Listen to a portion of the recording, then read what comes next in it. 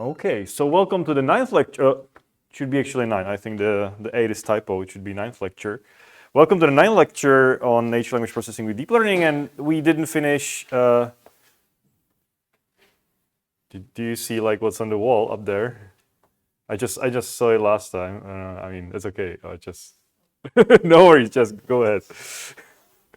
I'm just wondering why is it there? Like, of course you drink and eat here. Why not? So. Even if you have popcorn, you can eat popcorn. So we didn't finish BERT last time, so we need to finish the BERT last time. Sorry, I was just joking. I mean, I just and we need to finish BERT. We need to finish the BERT architecture today. I mean, we basically covered the architecture of BERT, which is the encoder of the transformer. But so many open questions were unanswered, so we're gonna tackle it today. And in the second part, we'll have one example like why BERT is still why could BERT still be interesting, even these days when we have, GPT 3, 4, 5, and so on. So where did we finish last time? So what was BERT? The BERT model is basically an encoder. So it's an encoder of input text. So it has some input tokens, a sentence, a document of some finite length. So this is important. And for each of these tokens, the BERT model, the transformer is producing basically token embedding. But this token embedding, as we saw, is contextualized because through the self-attention, it takes into account all the other tokens in the input sentence. So the embeddings which are coming out here for this token will be, it's basically a vector. And then for each of these tokens, we get a vector again and an embedding. So we can treat this as a sort of matrix if we really want to.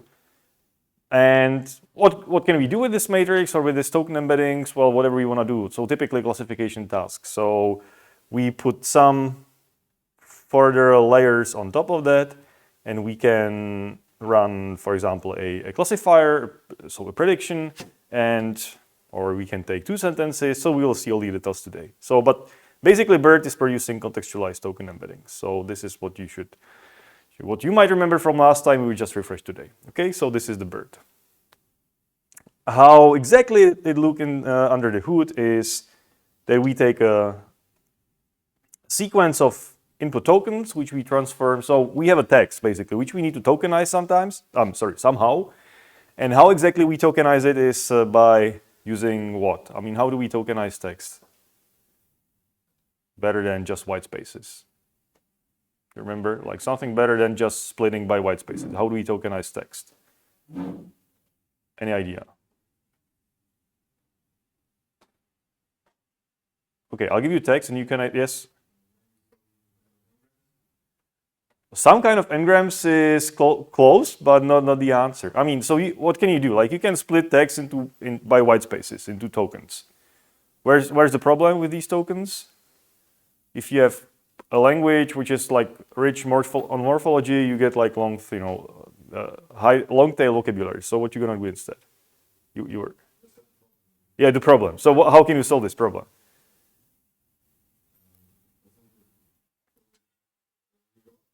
Yeah.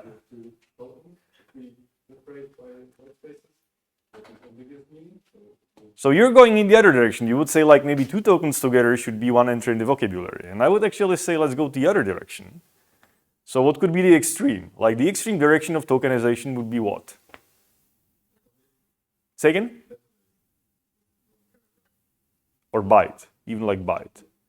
So you can basically chunk your input text into bytes if you want. And actually, there's an active research on that, like how to just work with bytes, like raw bytes, and not even consider things like characters or words. So this is the extreme. I don't think we should go to the extreme right now. So what could be in between? Between all words and characters is a thing. Subword units. Does it ring a bell? Well, it should ring a bell because we spent a lecture 2, 3 on that, like half a lecture on subword embeddings. Byte pair embeddings or sentence piece embeddings. Sorry, not embeddings, excuse me. Tokens. So sentence piece and byte piece, basically chunking words or characters into chunks, which are not words, but a little bit shorter than words. and we learn it on training data. So you might want to refresh it from, I guess, lecture number 2, so sentence pieces. One go-to kind of method. Anyway, so we have the sequence of inputs here, which we turn into some input embeddings.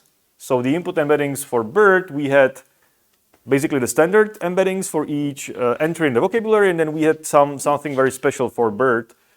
How you want to make sure that you know where you're, at which position you are in the input. So this was the position embeddings.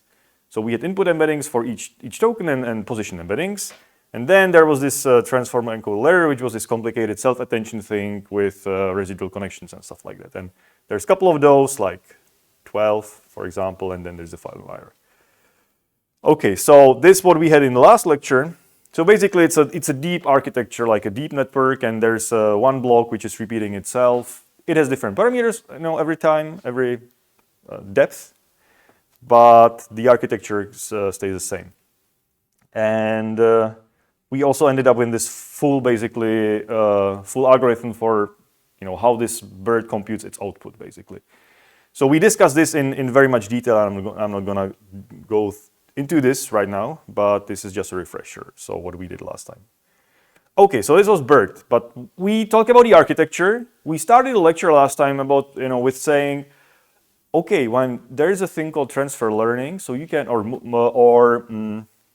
multitask learning, where you have one network and you can train it on one task and then take this pre-trained network and apply it to another task or train more on the new task, and there will be something learned from one task to the other. So this is like multiple objectives. Or you can basically train on 2 tasks simultaneously somehow by switching one task to another one and second, and all the parameters will be somehow shared or learned for multiple tasks together. So this is the transfer, or this is the multitask learning, and transfer learning means you learn on something and then take the pre-trained network and apply to something else. So, and this is exactly what BERT is good in, or did, and that's why it's so successful. Because as you might remember, it kind of gave state-of-the-art results on, I don't know, 6 out of 10 tasks or something like that, like huge improvement over all different architectures and methods. So let's talk about the input of BERT and the pre-training. I mean, okay, we spent a few words. So the tokenization is again word piece inventory. So subword units. So we have subword units which we train somehow on some other data. So we take some part of the internet, some corpus, whatever. It could be the training corpus for BERT, could be something else. And then we run this byte piece algorithm which builds tokens from single characters by merging them. So this is what we had in the second lecture. And so the BERT researchers said, like, okay, let's have an inventory of 30,000 word piece units. Or in the newer models, in the larger models, they had like 100,000 units because they run it over 100 languages. So the advantage is, if you do this, you have your sort of inventory of tokens or subword units. You can write over multiple languages, even with multiple alphabets. What does it mean? I mean, in your inventory, there is Latin characters, A to Z, and all the words combined from them, but you might have different alphabets, such as, I don't know, Thai, Japanese, maybe even Chinese in the BERT. I don't remember exactly. Even some obscure, like not really well-spread languages, such as Georgian. So I remember I checked, there's a Georgian alphabet in multilingual BERT as well. Not complete one, but there is something from that. So the advantage is that you might train the model on really multilingual data. So you don't have to stick to English only and then end up with English trained BERT, but you might have like multiple languages. What is the advantage? What could be the advantage of training on multiple languages? Well, you can transfer one task from one language to another just easily by having the same model. This is the assumption, and it actually works. So we don't talk about multilingual NLP in these lectures, but the idea is the motivation for this idea is kind of clear. So BERT can consume basically any language, which makes transfer between languages easier. Okay, so this is the input and tokenization. Okay, any questions to sentence piece or subword units? Is it clear now? Again. Okay, cool, good. So the embeddings for BERT again is that each of these tokens is represented by so basically the word piece is an inventory. Word piece is an inventory, and the inventory has, so if we have, this would be the word piece inventory of, I don't know, let's say 110,000 entries. And then each word or token would again have an index in this matrix, and we would just look up the embedding. So this is basically the same as we did for the standard token embeddings when we are talking about word2vec. So you have a matrix, and each entry from your vocabulary or inventory has a row in the embedding matrix. And then again, we have the positional embeddings for each input, and these are also randomly initialized. So basically, these are weights in the first layer, or in the matrix of the first layer of BERT. And the positional embeddings look like that. So we have some length of the input. And basically here we say, well, this is embedding for position number 1. This is embedding for position number 2, position number 3, and so on. So it learns something about what does it mean for a token be at a position. Something. This is how I understand it. And as we discuss the architecture, we for each input we sum up these two together. So far so good.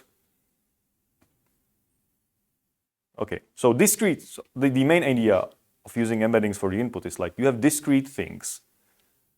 You have 100,000 discrete items, and you want to turn them into a low-dimensional vector. That's it. So there will be some projection from 100,000 the dimensional space to maybe the embedding space could be something like 1,000 or 500 or something. And we just project a thing to some better space. Again, similar to word2vec, with the idea that similar things are close to each other in this new vector space. And different things are far from each other. Okay? Good. The thing is, and we haven't touched this yet, is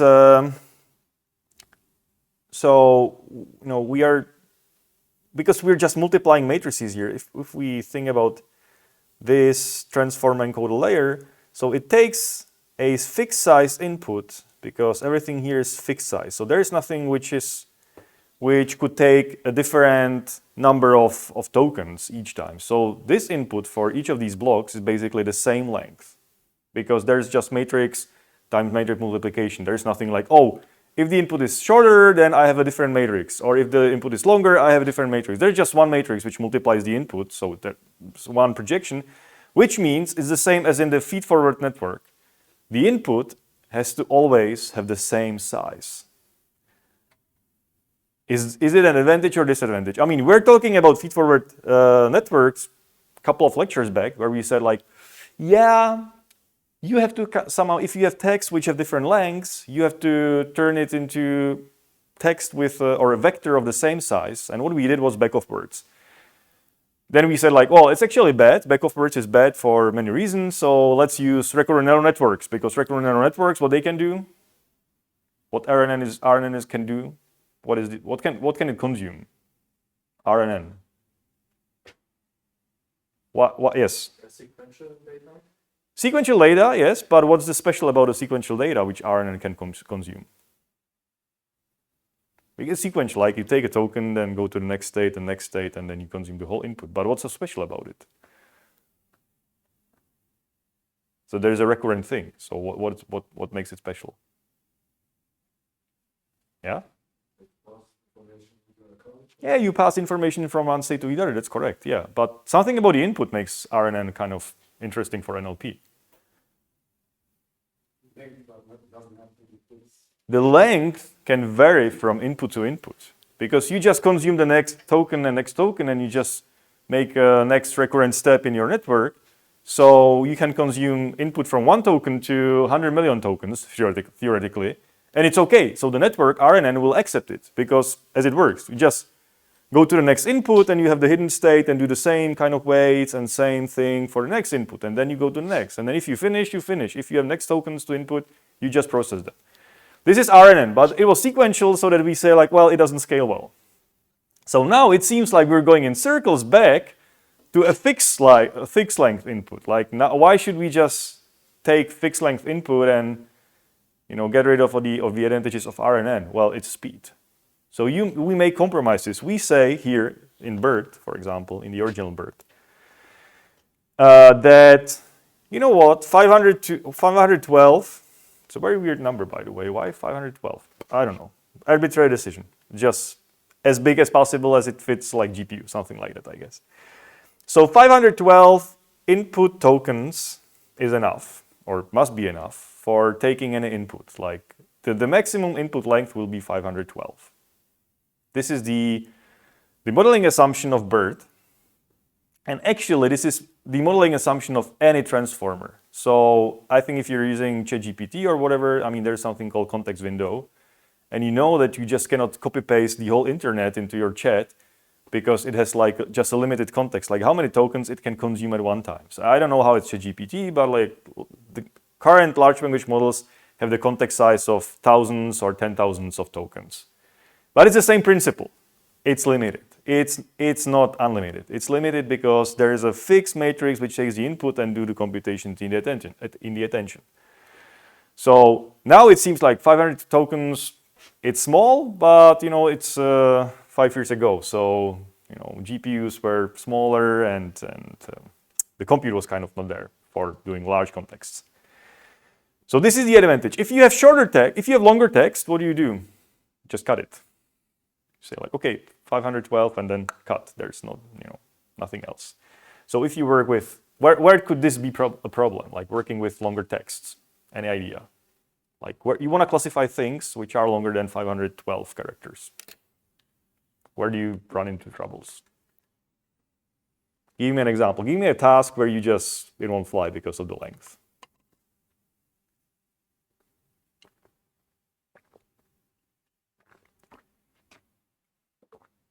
Any domain, any task that you wanna do, and you just have the issue with the long text, or any genre. Yeah. Second, legal domain. Okay, interesting. Why legal domain? Yes. So documents in the legal domain are very long. Okay.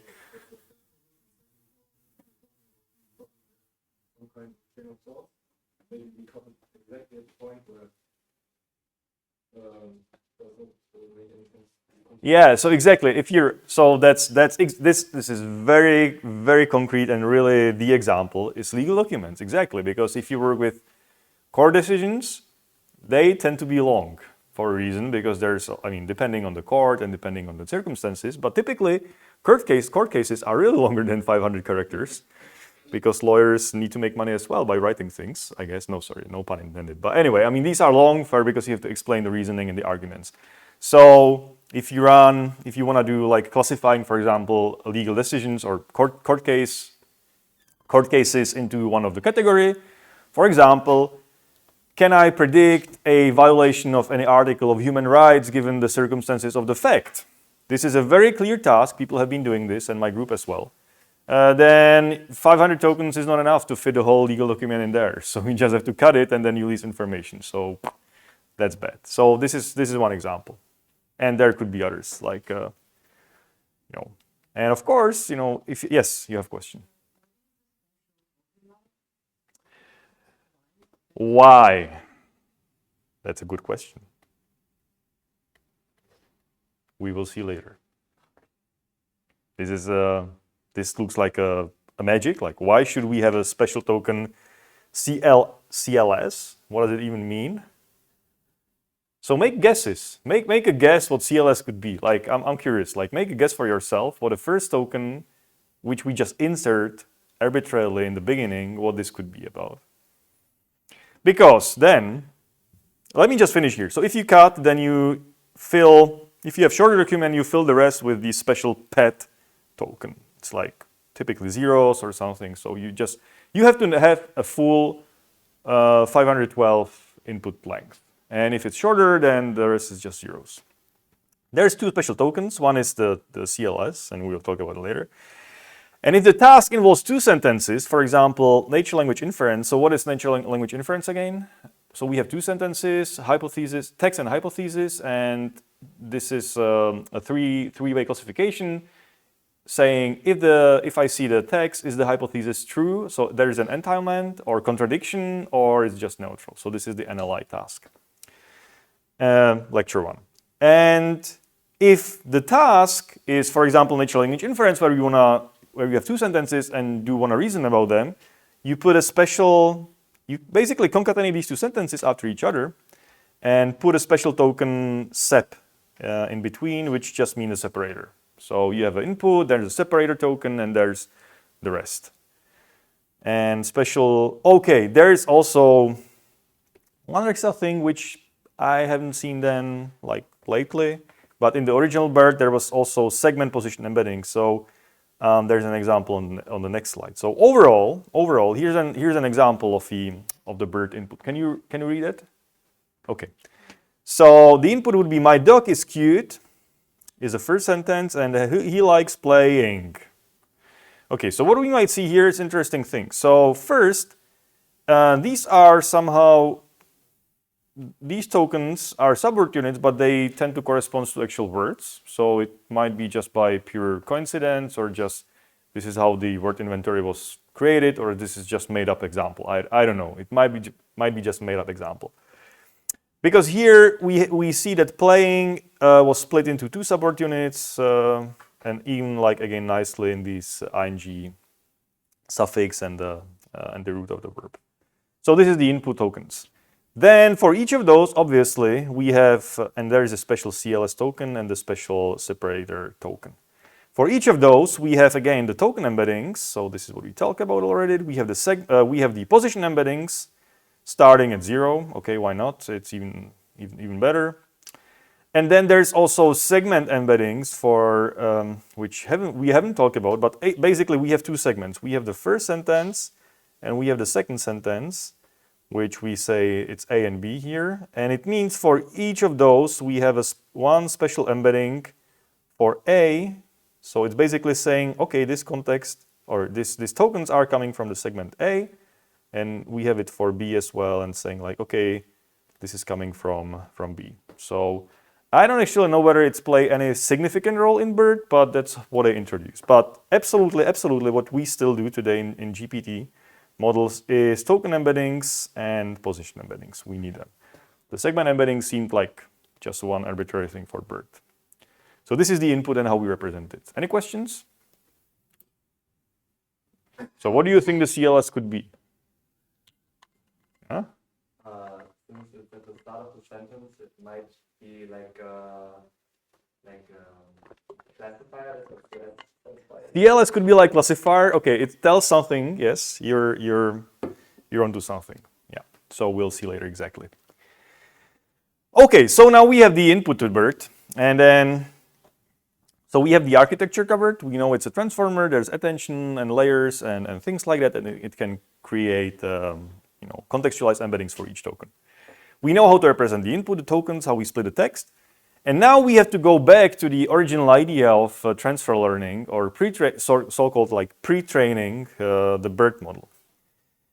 Because we can take this model and just train it maybe on the natural language inference task. I mean, we can do this because if we, for example, as you just said, like the CLS token could be classification. So if we just feed it with the NLI data, where this could be the text, and this would be the hypothesis,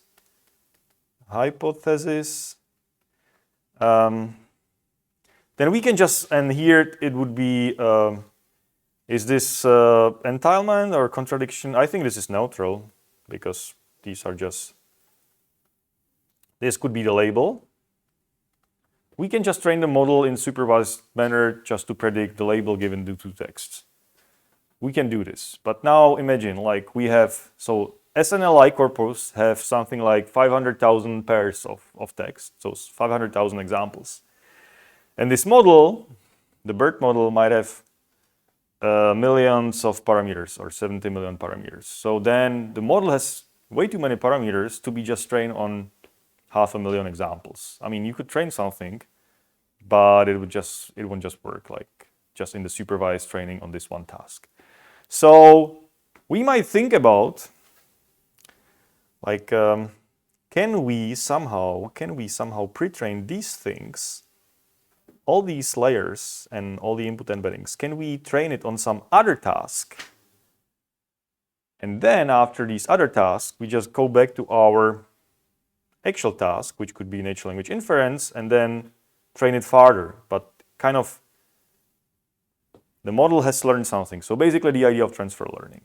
So can we find a sort of like a proxy task or an auxiliary task where we can easily pre-train the model and then just plug it into some other task? So if you remember Word2Vec learning of embeddings was actually a proxy task. We just learned embeddings for words by, what did we do for Word2Vec, by the way? Continuous back of words, what was that? There was a very kind of easy proxy task which we just created for free. So do you remember what was that? Continuous back of words for Word2Vec, how did we train it? Or how did we create the sort of like a proxy task for training Word2Vec? So yeah.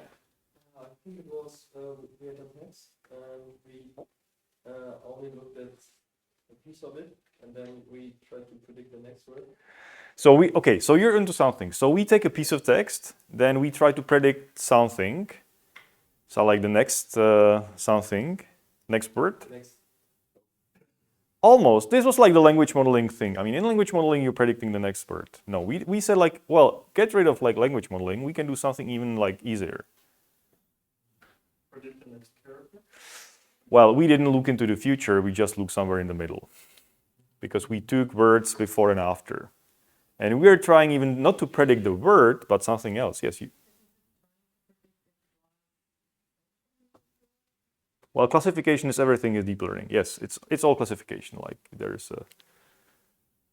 So what did we try? We didn't predict the next word. We predict the word in the middle, but we even do something much easier. Because predicting a word means, you have a vocabulary of 50,000 words. You need to do like the softmax and then pick up the maximum kind of the item with the maximum probability, and you just say, well, yeah, okay, this is the word. But we did something even much simpler. We created a fake task. You remember that? Yeah. I think we tried to predict whether the word is good in the context Okay. of other words. We try to predict whether the word is good in the context of our words by doing what? The dot product is technique, but we created the data. I mean, how did we get the data? How did we know like the word is good in the context?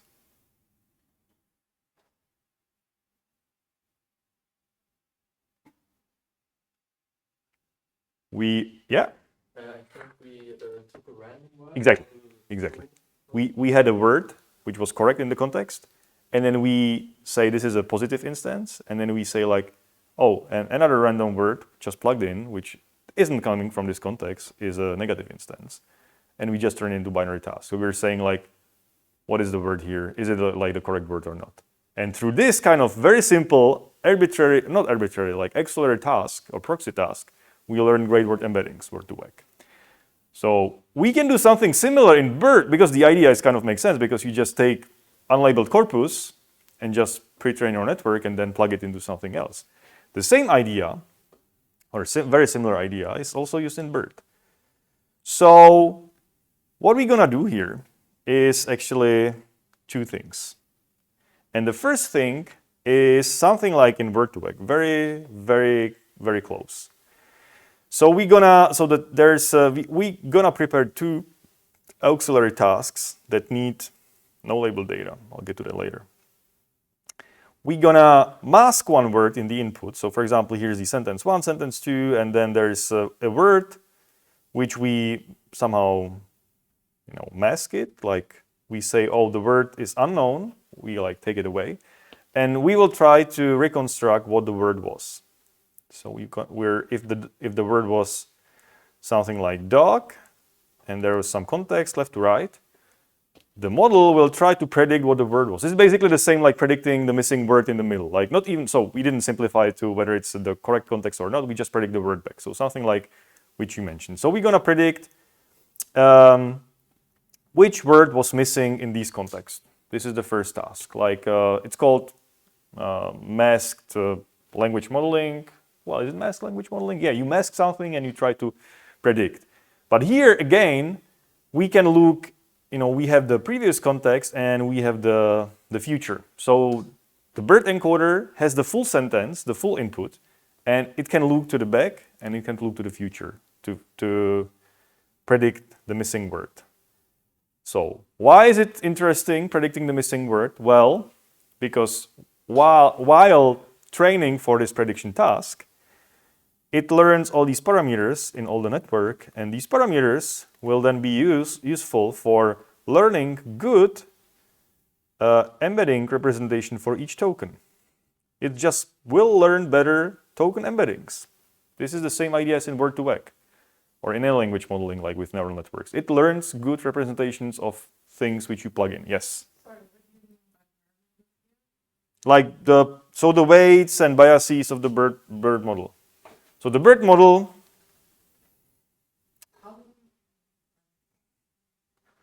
so how many parameters? Oh, okay, well, many. So let me see. So these are the parameters of the BERT model. So we have the input embeddings, position embeddings. Then for each attention we have, for the multi-head attention, we have parameters. Then for the layer norm, we have parameters. Then for the feed-forward network, we have parameters. And another projection for JLU parameters. Then the last of max. Oh, sorry, it should be W. These are the parameters of the model. So all the weights of the model. And this you train as in any other model by backpropagation. But the task which you train on here is this. The first task is the token prediction, like the missing token. Okay, so how do you create data? Take the internet, and for each of these, chunk it into sequences of 512 tokens, and then randomly mask a word and try to predict it back through the model. You don't have to do anything manual, like per hand. You don't have to label anything. It's just an auxiliary task. Predict the missing word. Okay? Does it make sense? It's cheap. You can get a lot of data, and that's it. That's the trick. The second task, also here in BERT, is consecutive segment prediction. So, and the idea here is, okay, let me just clean this mess up here. So I'm gonna clean it up. And the idea here, oh, so many parameters, okay, is that you have again two consecutive sentences or chunk, let's call it like chunk of text. These are not sentences like linguistic sentences, but just chunk of text. So let's say you take a Wikipedia page and then take some first segment of some length, and somewhere else you take you just randomly get a chunk of the second segment. And then the second task is to predict whether the second segment comes after the next or not. So you might want to shuffle these two. Like you say, okay, I'm taking this from the top and this from the bottom. And you can order it to hear that this actually the ordering stays the same, or you can just flip them. And if this stay the same, then the label for this would be 1. If you flip them, the label for that would be 0. It's a binary task. So the question is like, does the second segment occurred after the first in the original document? That's a task you're doing. Why is it important? Why is it interesting? It has something to do with like text coherence. So it's helpful for saying, well, yeah, if I know something about the first one, I can tell something about the second one already, not the other way around. Like the coherence is kind of broken. That was the idea of the BERT model. So, and it's also would be helpful then for tasks like natural language inference, where you need some coherence between two units. So it was helpful. Yes, you have a question. What happens with sentences that are palindromes? Oh, sentences that are palindromes. So what is the chance you pick randomly a sentence? So a sentence which is a palindrome means like you read it left to right to left. I don't see it's any issue here. Like, why should it matter? This is the first question. Like, it's about like ordering and masking words. Oh, well, changing the question. If the sentence still makes sense, even if the two parts flip. No, but you're not, okay, yes. You're not flipping, so palindromes is like sentence left to right, right to left. So what is the chance? Just give me like pragmatic question. What is the chance you sample a sentence from the internet and it's a palindrome?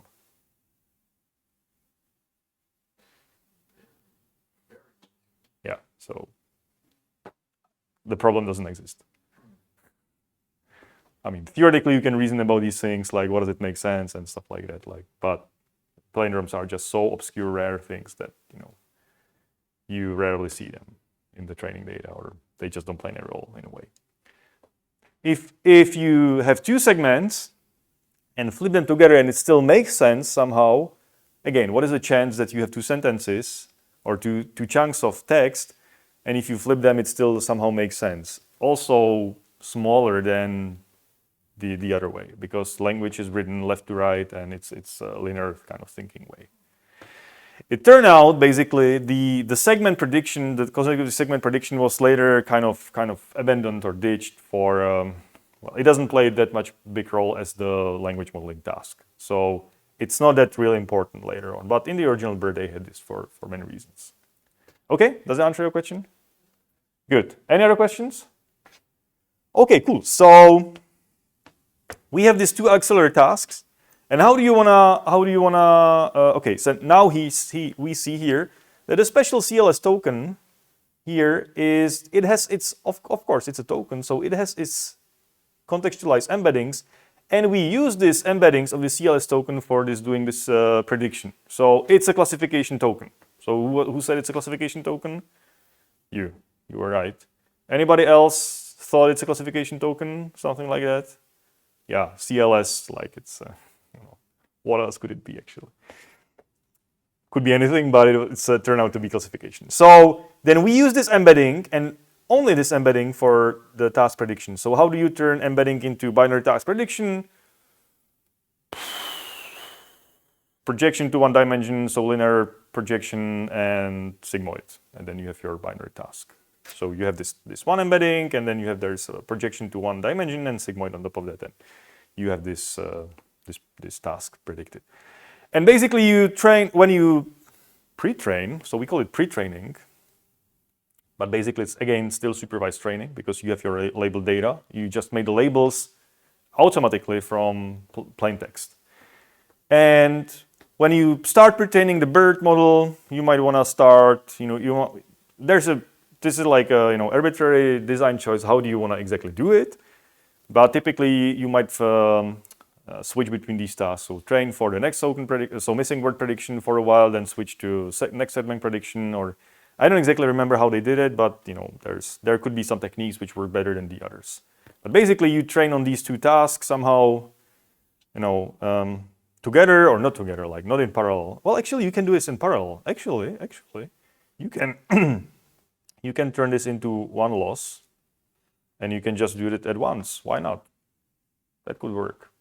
So I don't know what I did exactly. But the idea is like you have two tasks. So these, which are not the task you want to run your model later on, like on natural language inference. So this is the pre-training. Any questions? Okay, cool. So where do you get your data from? So the researchers of BERT took the entire Wikipedia, 100 languages, 2.5 billion words. Is it big? Well, yeah, could be. It's big enough to to give your GPU hard time to process everything in there. So actually, so I'll come to that.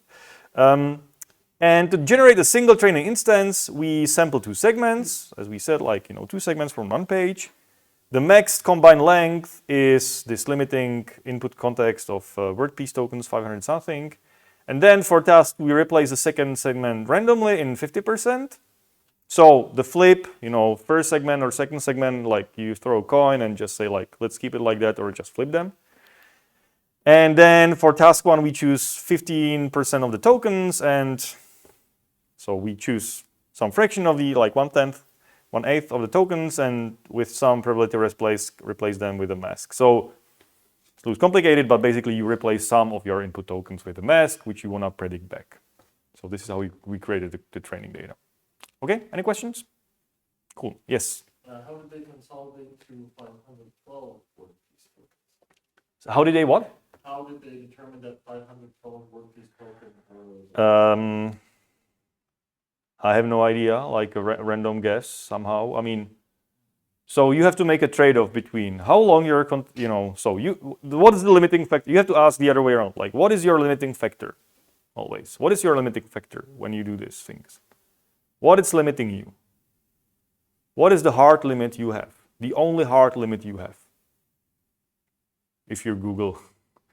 If you're Google, the only limiting things you have is money. Money, time, GPUs. So these kind of things. So GPUs.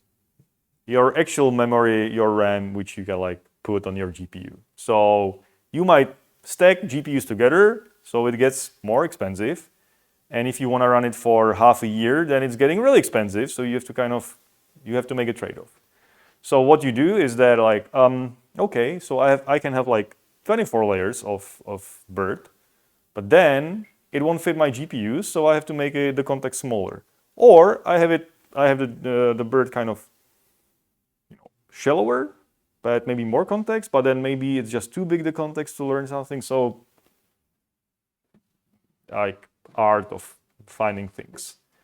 Maybe empirically also like how long the documents could be like for these tasks. Your question. First one, what is the mask? Second one, 15% of the token random length and 18 replaced with a mask. Does it mean there is a 5% left or? So 15% of the tokens and 80%. So 80% of 15 tokens is some 10%. So in 10% you would have this black thing. You would put mask here. You say like, oh, this is the mask input. Like you're masking out. You're kind of masking out a token which needs to be predicted.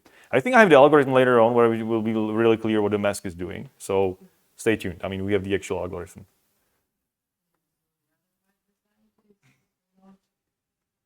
I mean, if they just said here, I don't know why it's like so complicated. If they just said like, we took 10% of the tokens randomly and replaced with a mask, that would be easier. Like why going 15% and then 80%? Like makes no sense to me actually. So they took some tokens and just masked them.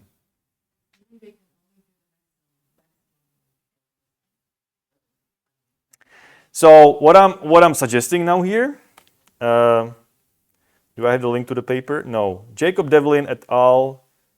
BERT paper 2019. Go to aclanthology.org and you will find the paper and read the paper. It's nicely readable. You will understand everything in the paper actually. It's not a black magic. Yes.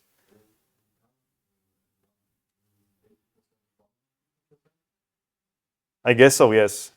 Yeah. Yeah. Okay. So here's again the example. The input could be CLS token, the man went to something, so we mask the word to, what could be here the mask word? To the store, maybe. To the store, he bought a gallon, something, maybe of milk. And the label is next because these two sentences were after each other. It makes sense as a story.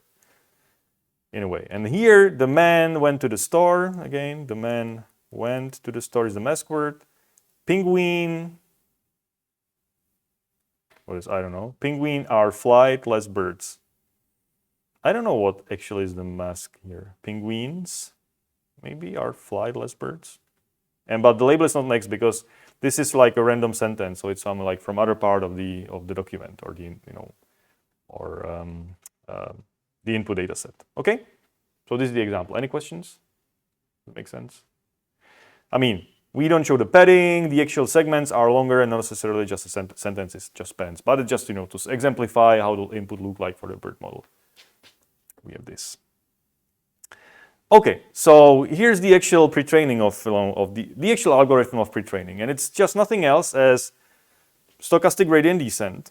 So what we're gonna do is we have some number of epochs that we iterate through our training data set. And the number of epochs is typically very small here, like 1 to 5 epochs is maybe enough. Why? Because the number of data points is huge. If you take the whole Wikipedia with, I don't know, like a couple of gigabytes, you can create from this Wikipedia very, very many training points. So you just if you go one pass, it could be a couple of days. So if you go to the next epoch, then yeah. So anyway, but still, we saw epochs in the stochastic gradient descent. We are iterating over the data. And then what we're doing is we take the length of the input. And, well, where's the padding here? Anyway, so there's the padding.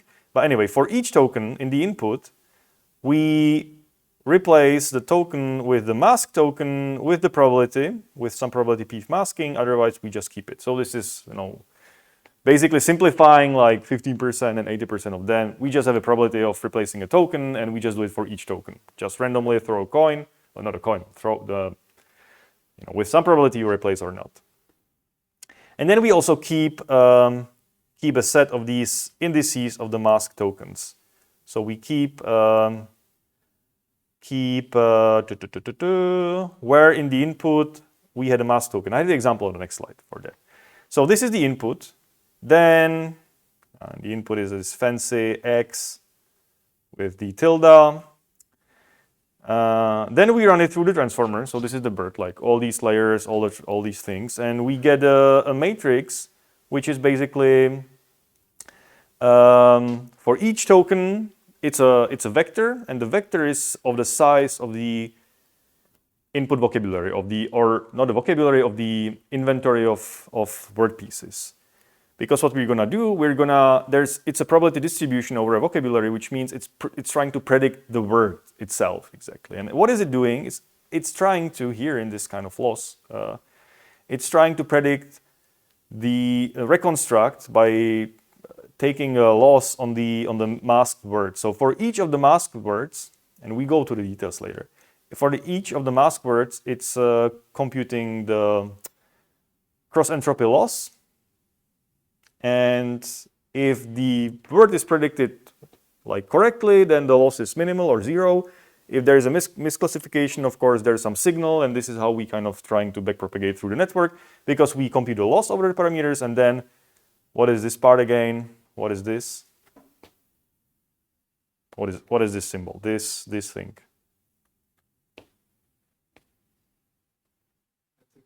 It's a gradient, exactly. So what are we doing with this last step? And? Yeah. Well, this is the gradient of the loss. So we are having partial derivatives of all the parameters in the network with respect to the loss. The other way around. Partial derivatives of the loss with respect to each parameters. And this is the gradient. And we're taking the gradient step. So we're updating all the parameters here of all the network, of everything in the network, in the BERT network. All the weights are updated here in the step, which is the standard stochastic gradient descent thing. So we do the step and then go for the next example, and then do the same thing again, masking, trying to reconstruct the words. So this is the generic, basically stochastic gradient descent, but now just with the random masking of the tokens. Okay, any questions? There are some details which we'll talk, in detail later. So, just demasking, just to really make sure, if we have the input sentence, the cat set, then these are some indices of these tokens in our vocabulary or inventory of subword tokens. And let's say our random masking has index 500,001. And then we iterate over all the tokens, and we randomly choose whether it's going to remask or not. So for token 1, our random generator said, yeah, we're going to mask it. So which means we just replace 21 by this random mask token for the second. It was decided to keep it, so we just copy it from the input. And for 3, again, we said it's going to be masked randomly. So we just mask it, and we keep here the indices 1 and 3, we keep the indices of the mask words. Okay, so this is what we're doing in the algorithm exactly on these lines 6 and 7. So this is how we end up with the indices of the mask tokens and the mask tokens itself, the vector of mask tokens. Okay, any questions? Okay, cool. Then there is this very ugly thing like the negative log likelihood. I mean, this is something like cross entropy, you know, minus sum of logarithm of something. But let's dive deeper what it really means. Like, why are we doing this? So, again, we have this input example, the cat set, and these are the indices. When we do the masking, we ended up with this on the previous slide, right? So this is from the previous slide. And then once we run this through the input through the BERT transformer, through the encoder, we end up with a matrix. And then again, so the input, number of rows is number of input tokens. So we have 3 input tokens, we have 3 rows here. And each of those is a contextualized token embedding for each of these tokens. So this is for this is for cat, and this is for set. And the dimensionality of these, of each of the row is the size of the vocabulary. So this is the size of the vocabulary. I mean, I'm using NV, but this is the size of all the possible tokens in our vocabulary, which is something like what we have, 50,001, something like that. It would be like the total number of our subword units. And this is also, it has been pushed through softmax. So this is after softmax. So what is it? It's a probability distribution over our vocabulary, which means each token or each item from vocabulary has its probability to being kind of predicted here. And the token with the maximum probability in this vector is the most likely predicted token. So it's the same like predicting the next word. We again like run, a probability distribution over the vocabulary. It's the same principle over and over. So this is our matrix, and each row is the, again, distribution over the vocabulary. So far, so good? Okay, so this is interesting. So again, we have this input, the cat set, the mask tokens, and this is from the previous slide. So for T1, because we mask the first token, right? We mask the first token. If you remember here, we say the first token is a mask. So we need to predict it back. The model should learn to predict D, and it has index 21. So our kind of gold standard Y vector is a one-hot vector, which is, of course, size of the vocabulary. And at position 21, it's one-hot vector, so there is a 1 at position 21, and the rest is just zeros. This is one-hot encoding, okay? Everybody's familiar with that? Good. So this is the gold thing, which we need to predict, or we should predict basically this token by this one-hot encoding. And our network outputted in the first row this embedding vector. And there are some numbers, and at position 21, there is also a number. Now, recall, what is the categorical cross-entropy loss? So this is something you should know. And what is it doing? The loss is computed by going through all the categories in our vector. So basically iterating for each item in the vector. So we have 2 vectors, right? We want to compare this to this. So it's iterating over all the vectors and taking the value in the original and multiplying by the logarithm in the other. And we discussed this already. So this is how we know categorical cross-entropy, or you should know also categorical cross-entropy. So then we do some, so the thing is that if you do this for each of those elements here, then the only element that matters is the element at position 21, right? Because if you start at the first position, you will multiply 0 with something. So you can just ignore it. At the second position, you again multiply 0 with something. So you can ignore everything except for the position 21, which is where the 1 was in the gold standard in a way. Okay, so basically what you're gonna do is just take, so this will be 1, because this is the position 21. Everything else is 0. Then you take the value here predicted at position 21, right? So this will be these things. So you simplify it, like minus logarithm at position 21. And then basically this is saying, oh, okay, well, I'm taking the first row in the matrix at position 21. So we're simplifying the notation, and here I'm saying I'm taking what? Minus logarithm of, again, the first row in the matrix, and here this is, oh, this is the index of the input at position 1, so the token is number 1, like the t is 1. So I'm just rewriting the formula here, and then it's generic for, so this is basically t, so it's generic for each position, and that's how I end up in this very fancy looking formula for the conditional, for the cross entropy. But if you know the cross entropy, you know why is it done so. I mean, if you just look in this formula, it's like, why are they doing this? Like, why are all these indices and stuff like that? But basically, it's computing the cross entropy between one hot label and the prediction for each row. But it's just using fancy indexing for the t's and the idea that you can just ignore everything here because it's all zeros, and you just take one value in the cross entropy loss, which is corresponding to the position of the 1. Does it make sense? Okay, good. That's great. Because this is how we compute it, the cross entropy loss. Then the same thing, again, we take it for the next masked word, because, right, I mean, here in this algorithm, we're iterating over all the masked tokens only, because we're interested in the loss for each masked tokens. Like the tokens which are not masked, we don't care. There's nothing to be learned. We just try to predict the masked tokens. So we're going through all of them. This is what we did for token at position 1, which was masked, and then we're gonna do the same for position number 3, which was masked again.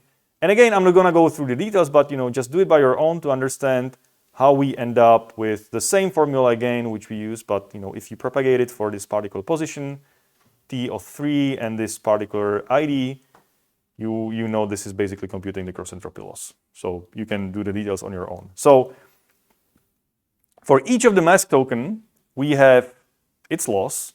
And if you have multiple losses, how do you combine them to one loss? Just sum them up. We can take the average, but the easiest, like this cheapest operation, just sum all the losses. We end up with one final loss for the network. And this final loss we're going to optimize or minimize. So then we have final loss. What is the loss value? Something between 0 and something, infinity. You want to make it as small as possible. So you have this loss, and then through your network, because surprise, surprise, I mean, this thing, again, this is like fully differentiable computational graph. Everything is a bunch of functions together. It looks fancy. You can use different colors, boxes, architectures, blah, blah, blah. At the end of the day, these are differentiable functions. So each thing here is some sort of computational node. It has arguments. You have to know how to compute the partial derivative of this node with respect to all the arguments. And of course, then at the end of the day, there's a loss. So you know how to compute the partial derivative of the loss with respect to all the weights in your network, which is also the gradient. That's it. It's a computational graph. There's nothing like, this is really interesting. Like, we learned one algorithm, which is backpropagation on a computational graph. This is it. This is just this is one algorithm and one concept that you need to know for doing any deep learning. There is nothing, so far. There could be some deviations from that, like GANs, generative adversarial networks, where there are some random nodes in the middle, so it's kind of more tricky, but eventually everything is computational graph. Every node, you need to know the derivatives with respect to the parents, with respect to the children, and you just build it together. It's just huge. And you need to have GPUs for that, but eventually there's nothing surprising. Okay, any questions to pre-training BERT? So it takes a lot of compute, a lot of time, and a couple of clever tricks, how to pre-train it efficiently. Masked language modeling turned out to be the best way of pre-training language. That's why it's called like large language models, because you're trying kind of predicting a token. I mean, in BERT, it's just encoder, and it looks into the future. So it's not really language modeling. In language modeling, what you're trying to do is predict the next token. Like given a sentence, what is the probability of the seeing next token? This is language modeling. In BERT, given the full sentence, yeah, I mean, the pre-training is like try to predict the missing token in the middle. So you can look into the future. But it's fine because you've seen the whole sentence at once already. So how do you use this? I mean, you just pre-train this beast.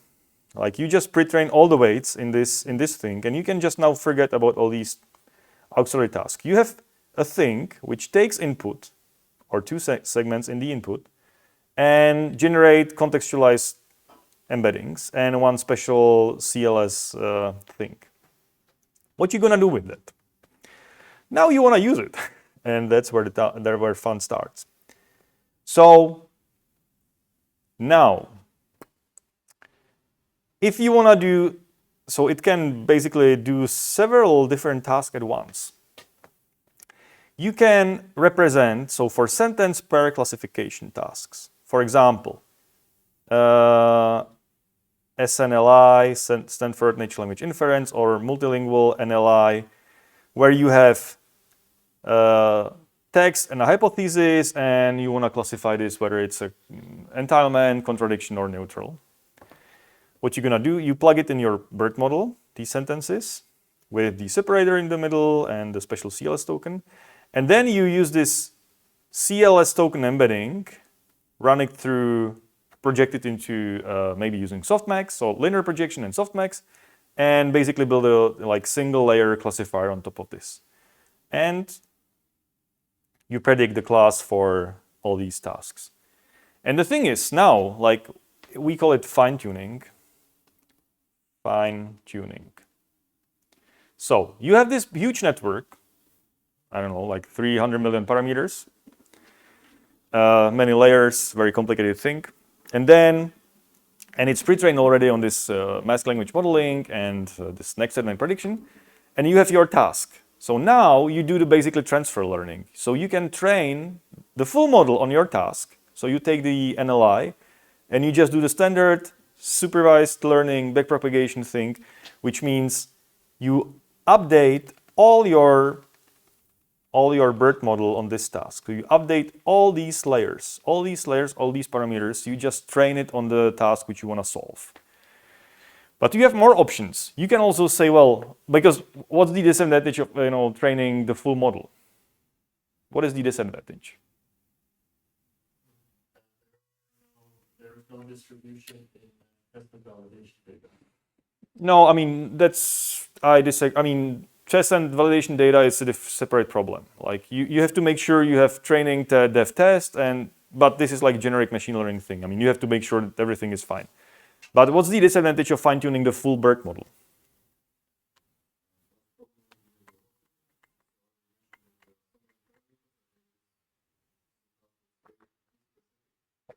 Yeah. Okay. So this is actually not an issue. So fine-tuning BERT on smaller data set actually works because the model already has learned something about the language and the world in a way. So just fine-tuning will give you much more advantage than just training on the task itself from scratch. That's not the issue. The issue again is speed. Because you have to train the whole thing again, like you have to update all these 300 million parameters or how many is there. So it just takes time. And you need to have a very big GPU for doing that. When BERT started, like fine-tuning BERT was impossible on small GPUs. So you have to have access to hardware. What can you do instead is, for example, you can just train the last layer of BERT, like just the prediction here, taking the CLS token and this projection onto your kind of task, like on one dimension if it's just binary task, or multiple dimensions if it's just multi-class problem. So you can just fine-tune some weights on the top, like last layer. Or you can just train just a few layers of BERT and just the rest kind of keep frozen. So that's what you can do. You say like, well, I'm not updating any parameters which are deep in the network. I'm just updating parameters which are high in the network. Well, depending on your perspective, what is deep and what is high. So in this perspective, like this is low level, So, you don't touch these low-level kind of layers, and you just touch the layers which are close to your task. Why? Well, sort of like empirical evidence, but the idea is that the lower layers of BERT are more lower level like features. So something about like word semantics, and maybe then in the middle there is something about syntax, and maybe something on the top layers is really something about the pragmatics of the whole thing, and it's what you want to maybe touch. So you have different kind of scenarios how to fine-tune your model. Okay, I just want to stress this. So you don't have to fine-tune the full thing, but typically fine-tuning the full thing should be okay. But what works best? It's an open question, like empirical one. You have to try it on your problem. So this is how we do sentence pair classification. Any questions? Good. Then single sentence classification is even easier. So in the single sentence classification, for example, what could it be, like sentiment classification? So you just there is no separation, there is just single sentence, and again you just take the embedding of the CLS token and again do the classification on using this embedding. So this is the same as before, but actually even easier because we have just a single sentence to be passed through the BERT model. Okay? But then what can we do also? Like now we have the class label, but can we do something with these embeddings for each token? So is there a task where we need to do something about each word in the input sentence? Is there a task that we need to do on token level? Machine translation is interesting because, well, yes, you need to process the whole sentence, but you need to generate another sentence. And the sentence in the other language could have different length than your input sentence. So is this good for generating machine translation?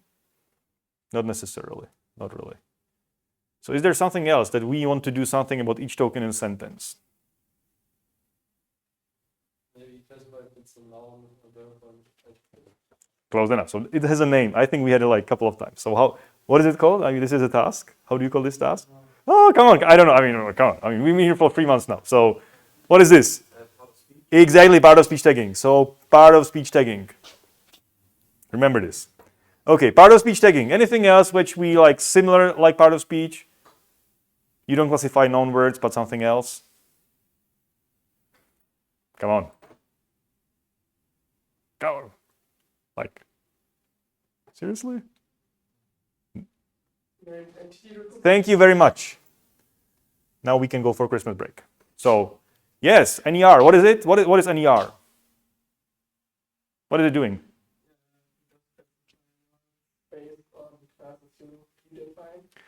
So, O, beginning of person, inside of person, O, and stuff like that. BIO tagging for NER. Learn this. Okay, exactly. This is it. So now we're basically for single sentence, some sentence tagging tasks, for example, CO NLL 2003 NER. It's like one specific data set for name and recognition.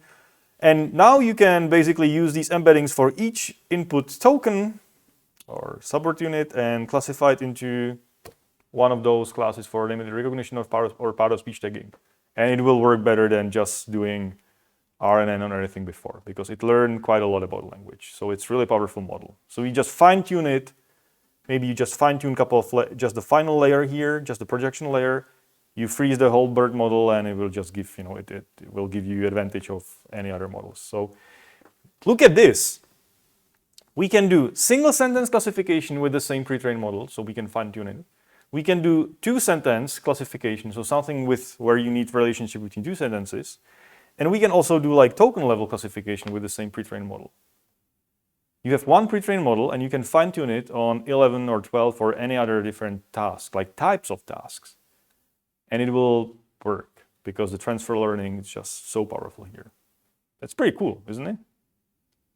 And that's why it so it was like best paper award. Everybody has started using BERT, adaptive BERT, and they get like state-of-the-art results of, I don't know, like 8 different tasks out of 11 or something like that. And just a huge improvement because this is just a powerful pre-trained transform model. So the question is like, how do you, so the pre-training thing, how long does it take to pre-train BERT? So back in the days, 2018, 2019, it took, well, okay, 4 days is not much, but they use 64, so TPUs is sound like they call it's the Google thing, tensor processing unit. It's something like GPU, but has anybody tried TPUs before? Yes? Yes, you can actually try them on Google Colab, but you can also something for default. Okay. CPU. Diving deeper into what these are. So what are these? This is interesting. Yes, and GPUs are based standardly on matrices and on matrix calculation. Right. Graphics. TPUs are solely designed for machine learning. So there's no shaders and stuff like that, or? Exactly. Okay. They're specifically trained to work on tensors. Yeah, so just matrix multiplications on tensors, and that's it. Cool, fair enough. Yeah, the thing is, I mean, you can't buy it, right? I mean, you can't buy TPU. You have to pay for service of using it. So I think that's what makes GPU somehow more interesting, because you can just buy GPU for home, and you can train BERT at home. Can you train BERT? Okay, so now 4 days on 64 TPUs. That's a lot of money. Like 64 TPUs, you have to. I think it took like the cost for BERT were something about like $100,000s or even millions of dollars back then. Training single model, pre-training single model. So nobody knows how much people are paying for pre-training GPT things. You know, it's more expensive. Anyway, so and once it's pre-trained, you can transfer and fine-tune your small data task and get really good results. So the thing is, like nowadays, can you pre-train BERT at home? That's a question, and I actually think yes, because I was just looking for this, so I needed to buy a new graphic card, not because of gaming or whatever. I just bought a new monitor, and my old is just not working. So I said, like, let's buy something, and maybe I can buy a GPU. And I was like, if I buy GPU, I can do deep learning at home. And then I found a Medium blog post that somebody actually had a like NVIDIA RTX 40 something, 30 something, with 12 gig RAM, and he pre-trained BERT from scratch at home. It took him like 21 days, and I think I don't want to pay the electricity bill, actually, to be honest. But if you're rich enough, you can run this at home for a month and just pre-training BERT. And he pre-trained on the whole Wikipedia. Basically, like he reproduced the pre-training of BERT with lower precision, so not like 32-bit real, but something like 8-bit precision, and the smaller model, I guess, because even like the big model still is a challenge for even like your homemade like GPU. If you have a NVIDIA A100, V100, H100, then you might you're better off for bigger models. But you can train now BERT at home if you really want, but it's still challenging. It's still like it's not trivial. Don't do this on your CPU or your Mac. It won't fly. You need a beefy GPU. I'll tell you after Christmas if it worked. If I have some time to do this. Maybe not. Anyway, but there's tricks, how to train BERT on academic budget.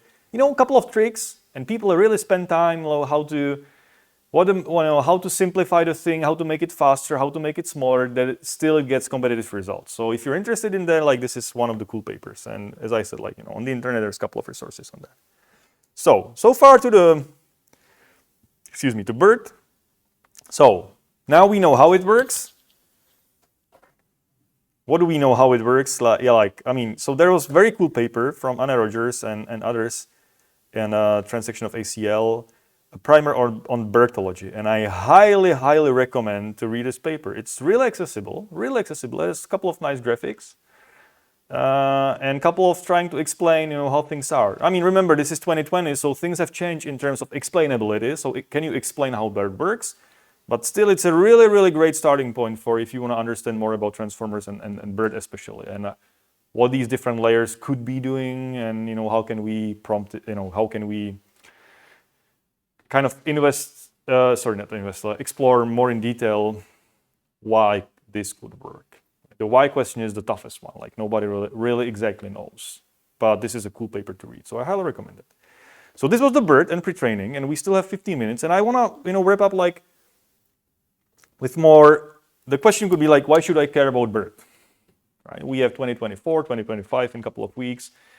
You can buy ChatGPT credits and ChatGPT, you know, what's the context window of ChatGPT? 40,000 tokens, something like that, and like it's super fast and it's pre-trained on, you know, 2 times internet and just super fast and 700 billion parameters or whatever, I don't know. So why should BERT actually matter? Now, well, first thing is it has a place in the history, but we're not doing archaeology of NLP, although it's just 4 years old or 5 years old, right? We're not doing archaeology. But the BERT is actually still useful, not in the original kind of model way or pre-trained, but as something which is built on top of that, which might be interesting for practical use. So I'm gonna talk about sentence BERT, and so sentence BERT is built on BERT and it's used for sentences, basically, as you see in the title. But what's the motivation for that? So you know, as we saw, like BERT gave state-of-the-art performance on sentence per task, like semantics, textual similarity, SNLI, and stuff like that. But the thing is that you need to feed both sentences into the network. So remember segment 1, segment 2 separator, and then you do the computations and CLS. So you need to plug in all these 2 sentences in the network, which is, in one perspective, is massive computational overhead, well, depending on your task. The thing is, if you want to find the most similar pair in a collection of 10,000 sentences, so you have a collection of 10,000 sentences and you want to find the most 2 similar pairs of sentences based on their semantics. Like you want to find which 2 sentences are close to each other. Why would you do that? Why you want to find 2 sentences which are similar? What could be your task? Any idea? Why you want to find like similarity of 2 sentences in a collection? Comparing to text. Comparing to text, yes, but then if you compare just 2 texts, you can just run it through BERT and that's okay. But why would you care about like the whole collection? Yes, you might want to do search, basically. Search for something similar, or clustering. I give you like a I give you a collection of 10,000 documents or sentences, and I wanna see like, are there any clusters of sentences? Like, are there different, well, not clusters in terms of not topics, but are there sentences that talk, like documents that talk about the same things or not? So can you cluster them, and then I can inspect the clusters and see, oh, these are actually about A and these are about B. So to give like a first, insight into the collection. And clustering, as you might know, is like unsupervised method. So you can like k-means or other clustering things, but you need to compute similarity of 2 items. If you did it with BERT, this would take, for 10,000 documents, it would take, 65 hours.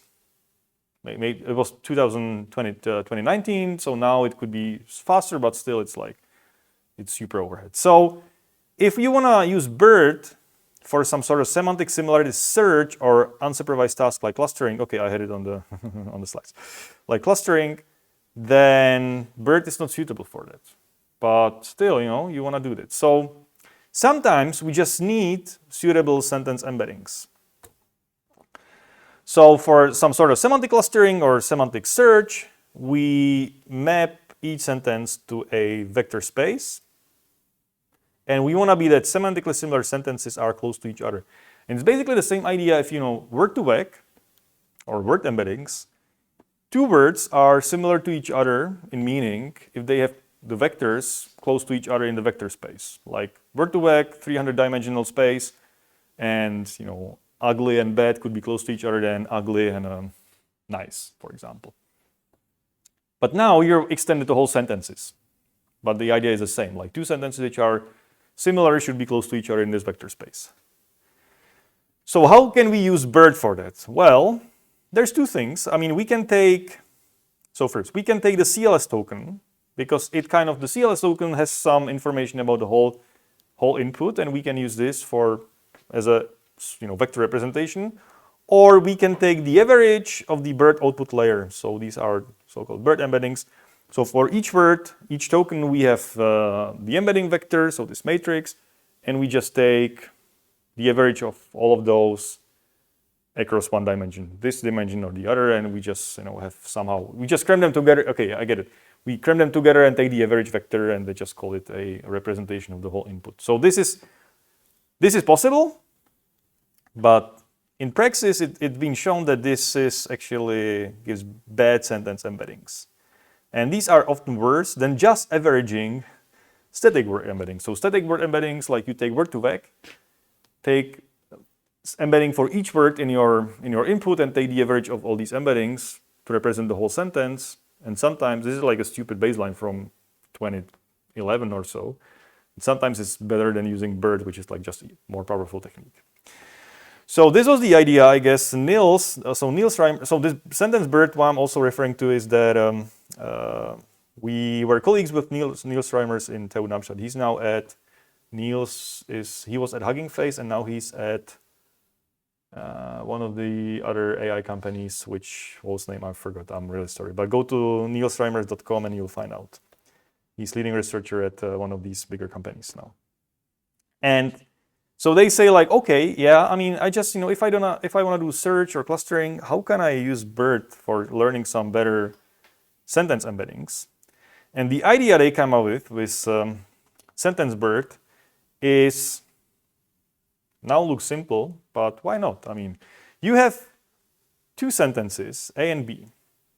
So this is the pre-training, or fine-tuning. So they took BERT and fine-tuned BERT on sentence pair classification tasks.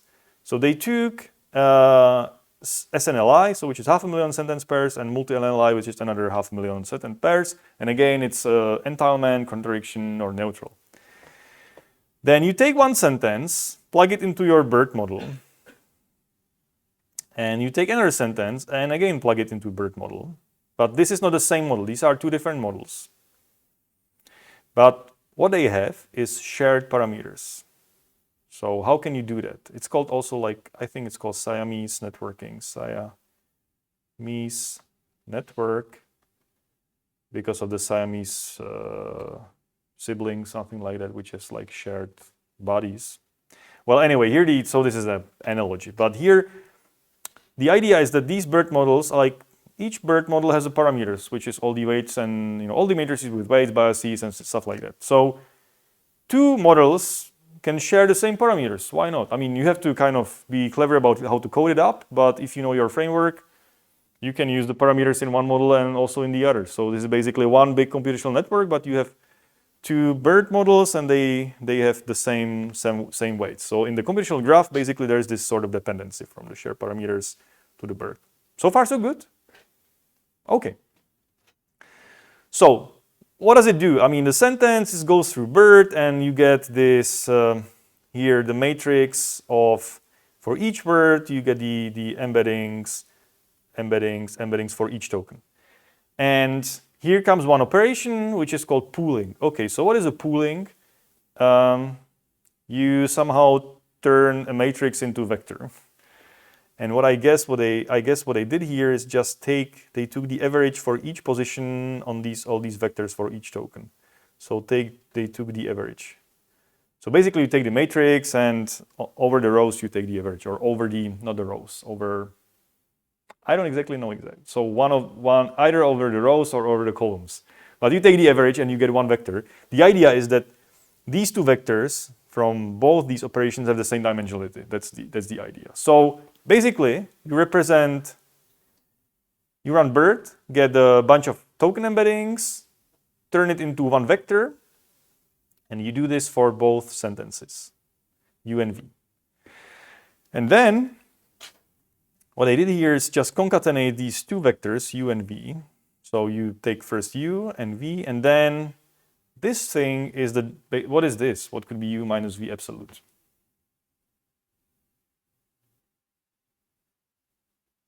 Well, it's the difference of the vectors, like it's L1 norm.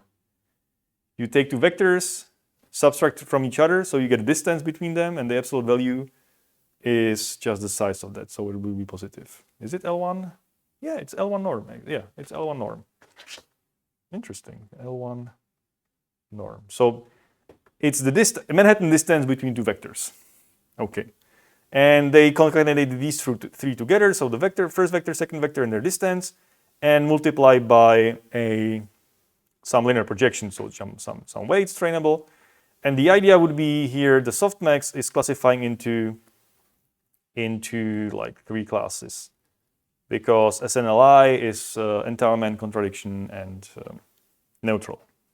So this is how, this is how the training was done. So taking these 2 data sets, the BERT models were pre-trained, and then you train them on this task. But now the data is not fed, so both of them are not fed into one single model with the separation, but 2 different models which have shared parameters. So you're trying to predict, you're trying to learn the best